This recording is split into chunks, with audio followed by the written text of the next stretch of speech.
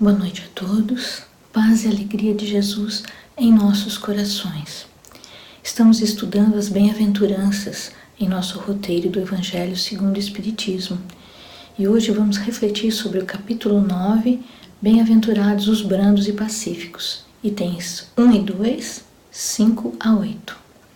Mas antes de começarmos as nossas reflexões e estudo, vamos fazer uma prece, pedindo à espiritualidade superior que nos inspire.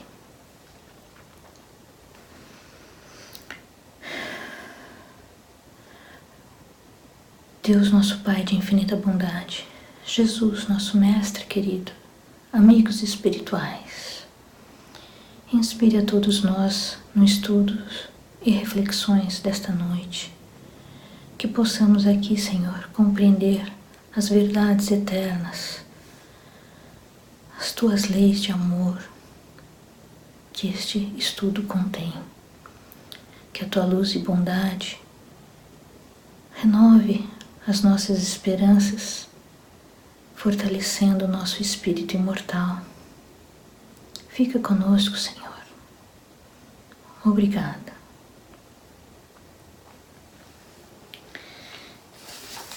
Então, estamos estudando as bem-aventuranças, conhecida como o Sermão do Monte. Jesus acabara de chamar seus discípulos e escolher os 12 apóstolos, e em seguida vai com eles, caminhando e se defronta com a multidão que o esperava. E começou a falar o que ficaria registrado para a posterioridade como o Sermão do Monte, que é uma relação das qualidades, das virtudes, das disposições necessárias que precisamos desenvolver em nós para entrarmos no reino dos céus. Quem exercitar essas virtudes, buscar vivê-las, será, segundo Jesus, bem-aventurado, feliz, feliz pelos resultados que alcançará. Então vamos aos nossos itens. Bem-aventurados os que são brandos, porque possuirão a terra.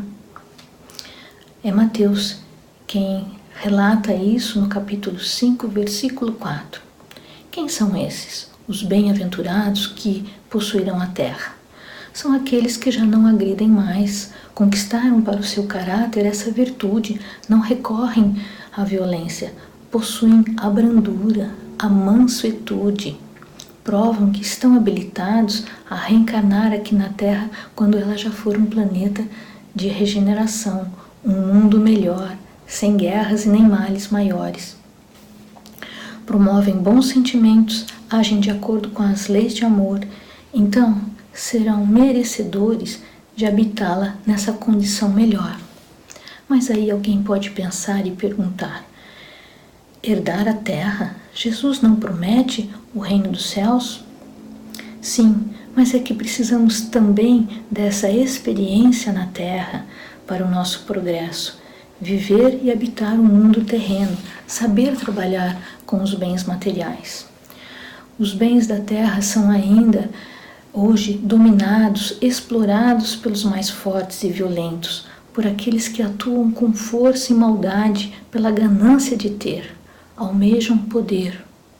Mas a perseverança dos brandos se encarregará de conter o egoísmo deles. Então isso um dia mudará pelo progresso que vai se estabelecendo, e aqueles que permanecerem renitentes no mal, que não aceitarem essas oportunidades de mudança, observando os bons exemplos, não poderão mais aqui reencarnar. Podemos lembrar aqui Jesus quando nos fala sobre os mundos habitados. Não se turbe o vosso coração. Credes em Deus, crede também em mim. Há muitas moradas na casa de meu Pai. É João, o evangelista, que relata isso no capítulo 14, versículo 1 a 2. A casa do Pai é o universo. As diferentes moradas são os mundos que circulam no espaço infinito e oferecem aos espíritos que neles habitam moradas correspondentes ao seu grau de adiantamento. Os espíritos explicam a Kardec sobre essa diversidade das condições do ponto de vista moral e físico. Há mundos que os seus habitantes são inferiores nessas condições aos da Terra. Outros possuem a mesma categoria da Terra e outros lhes são superiores. O progresso dos mundos atendem a uma lei natural. Estamos submetidos a essa lei, a lei de Deus. Ele ocorre gradativamente, é lento, não é de imediato nem com uma data determinada. A Terra está avançando, caminhando para uma era de regeneração e se achando transformada, a estrada do bem aqui será a mais frequentada. O mal já não predominará. Os renitentes no mal deverão reencarnar num mundo de semelhante condição a deles. Então a brandura, assim como a afabilidade, a moderação, a resignação, a paciência, virtudes que o Cristo também exemplificou a todos nós, estarão se propagando com maior frequência e irão predominar, neutralizando os corações revoltados e violentos, estabelecendo a brandura, a mansuetude entre eles. Essas virtudes precisam então serem exercitadas em nosso dia a dia, porque nos trazem esse estado melhor de serenidade, desaceleração, tiram de nós essa pressa, o imediatismo. Às vezes queremos porque queremos resolver um problema e nos desgastamos, ficamos desanimados porque não conseguimos e nos sentimos impotentes, porque não encontramos uma solução. Aí lembramos que temos a prece, uma ferramenta valiosa para a nossa ligação com a espiritualidade maior, que vai ajudar a nos recompor e a ter um entendimento melhor e maior da nossa situação. É uma oportunidade de aprendermos sobre o valor da paciência, da resignação, da obediência aos desígnios divinos, de compreendermos que tudo tem um tempo, tem o seu curso, tem uma razão de ser, e isso tudo possibilitará que a gente exercite a paciência, que seja resignado e que haja então em nós um crescimento espiritual, porque nada é por acaso. Lázaro, nesse capítulo 9, vai falar que a obediência é um consentimento da razão e a resignação é um consentimento do coração. Então a razão e o coração, o sentimento, precisam estar acordados, precisam aceitar essa situação. Não é ficar alheio, não é sinal de fraqueza, negar o sentimento e a vontade, mas é compreender que acima de tudo está a providência divina. Como diz a música, se sofres, guarda a paciência, segue servindo no bem. A quem prossegue e confia, algo de bom sempre vem. Composta pela Dona Terezinha Oliveira, nossa grande amiga. Deus sabe todas as coisas. Bem-aventurados os pacificadores, porque serão chamados filhos de Deus. Está em Mateus capítulo 5, versículo 9. Quem são os pacificadores, que serão chamados filhos de Deus? São aqueles que procuram instalar a concórdia, vivendo pacíficos, e a pacificar são dignos representantes de Deus. Enfrentam dificuldades, obstáculos, pois no mundo em que vivemos é inevitável que o bem encontre resistência, mas os pacificadores a tudo superam. Esse valor íntegro, alinhado com a lei de amor dos pacificadores, dessas pessoas virtuosas, portadoras de qualidades morais, é então atestado, comprovado, justamente por enfrentar a resistência e os obstáculos, sem nunca desistir do bem. Podemos aqui recordar Gandhi, que por meio do seu projeto de não violência, liderou o povo indiano para conquistar a independência da Índia, pacificamente. Em nenhum momento a espiritualidade maior abandonou os homens. Em todos os tempos, descem das esferas sublimadas os mensageiros do bem com a missão de reconduzir as criaturas à rota do progresso. A esses missionários, os virtuosos, perseguidos, diz Jesus: regozijai-vos e exultai, porque é grande o vosso galardão nos céus, pois assim perseguiram os profetas que vieram antes de vós. Então a gente observa que esse interesse em prejudicar o que é bom, criando obstáculos de resistência ao bem, sempre ocorreu na história da humanidade, fruto da nossa ignorância, onde o egoísmo, o orgulho, o interesse pelas coisas materiais prevalecem em nossas escolhas e decisões. Os idealistas, profetas, porta-vozes espirituais, todos sofreram e sofrem ainda resistências e hostilidades dessa nossa ignorância. Jesus vai ressaltar a importância que tem para a humanidade a função dos virtuosos e moralizadores quando compara esses virtuosos com o sal da terra. O sal da terra que preserva o alimento da deterioração. Como o sal, os idealistas preservam o meio social da degeneração moral, da corrupção dos costumes, do conflito total e da injustiça geral. São eles os elementos de equilíbrio e sustentação da comunidade. O que acontece se o sal não salgar? O alimento se deteriora, não é? E aquele que possui as virtudes e não coloca à disposição da vida? Não produzirá o efeito admirável das suas qualidades. Então, não vai haver nem equilíbrio, nem sustentação do meio social, que sofrerá a degeneração moral. Não basta, então, ter a virtude em potencial. Sim, porque em potencial todos nós a temos. Porque somos espíritos criados por Deus, criaturas divinas, os seres inteligentes da criação que povoam o universo, amando o divino, por ordem de Deus.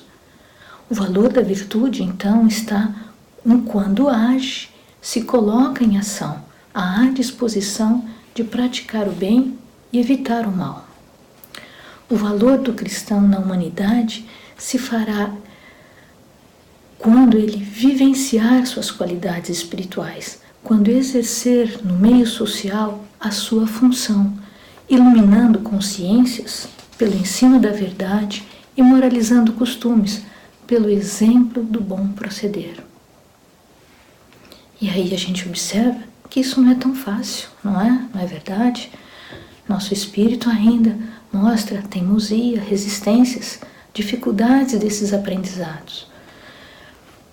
Não é simples, mas sabemos que é necessário. Isso exige de nós esforço diário, atenção, até que um dia isto seja natural, uma conquista para nós, e naturalmente agiremos assim, brandos e pacíficos. Se queremos seguir a Jesus, então é preciso que estejamos atentos às suas recomendações, ao seu exemplo. Jesus nos fala que é preciso cumprir a lei. Não penseis que vim revogar a lei ou os profetas, vim para cumprir.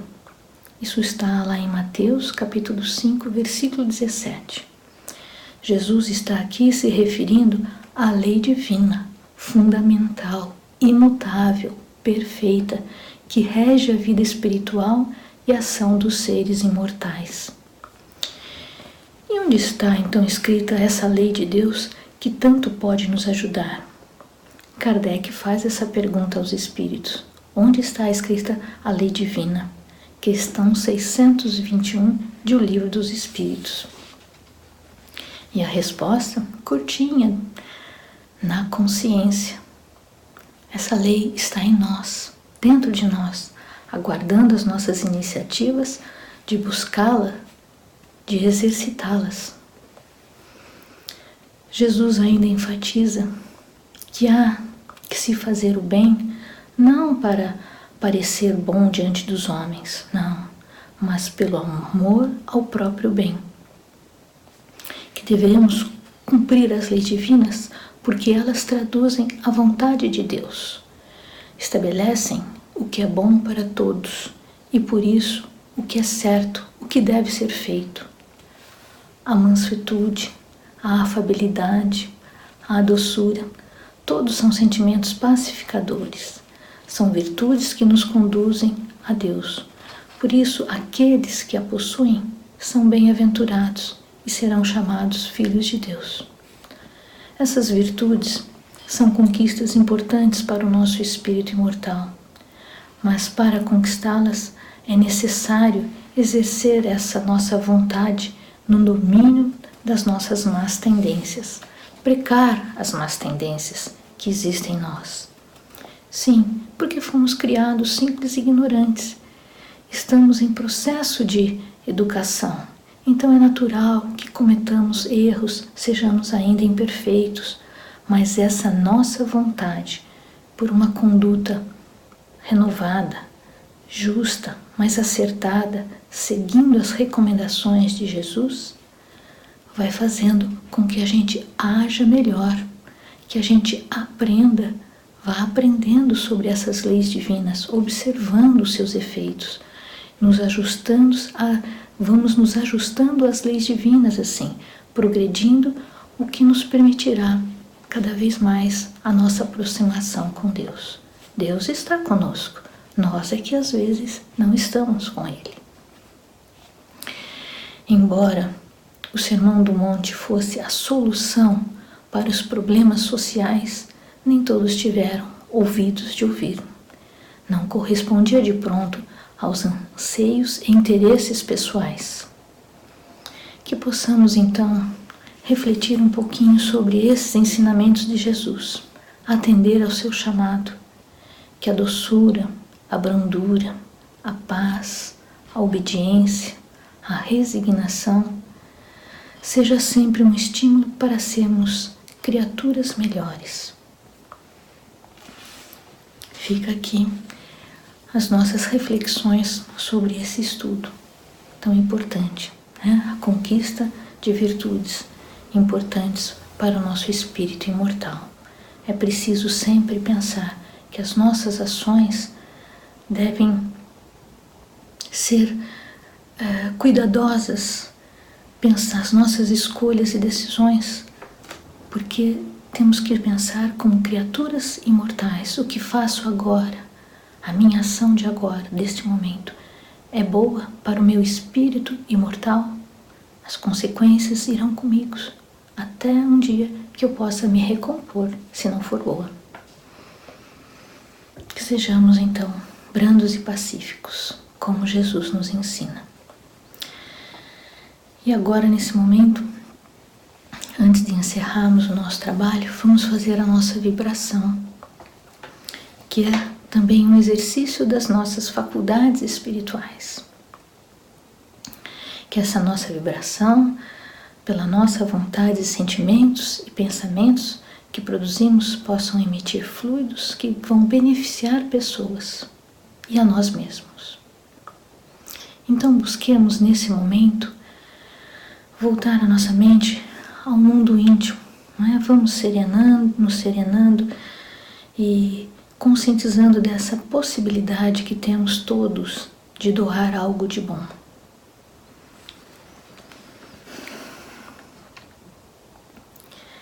Senhor, ampara o nosso propósito de servir. Vibremos então. Vibremos por todos os povos do nosso mundo, lembrando que somos todos irmãos em humanidade, filhos de Deus, e todos desejamos a felicidade. Vibremos paz e amor a todas as criaturas.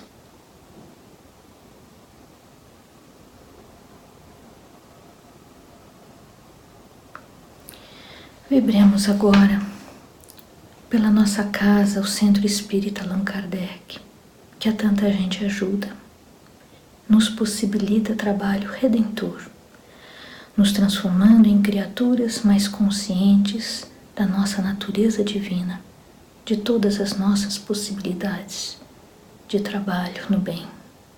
Vibremos com intensidade pela nossa casa, o Centro Espírita Allan Kardec.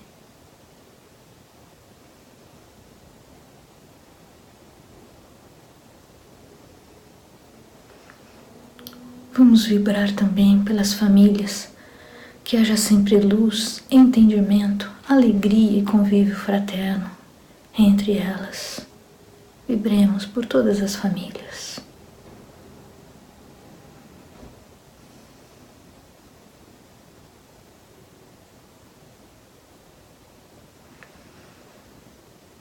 Vibremos agora por cada um de nós, que possamos ser o cristão bem-aventurado, brando, pacífico, que deseja seguir a Jesus.